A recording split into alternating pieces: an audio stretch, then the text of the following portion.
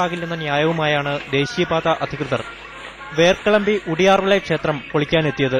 Thuckalay divisional engineer Antony Xavier, junior engineer Sundaram എന്നിവരുടെ നേതൃത്വത്തിലാണ് JCBയുമായി സംഘം ക്ഷേത്രം പൊളിക്കാനെത്തിയത്.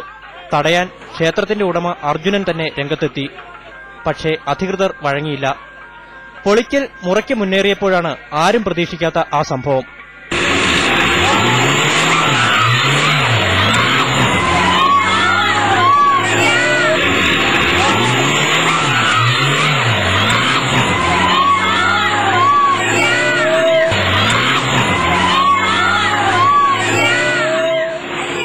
അർജുനന്റെ മകൻ സെന്തിലാണ് കാറിലെത്തി ഉദ്യോഗസ്ഥരെ ഇടിച്ചു വീഴ്ത്തിയത്.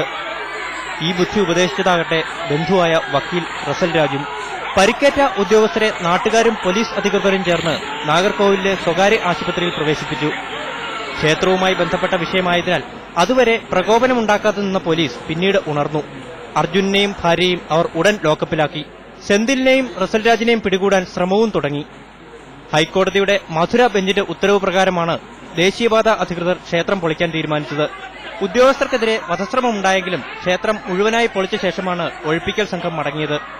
മനോരമ ന്യൂസ്, തിരുവനന്തപുരം.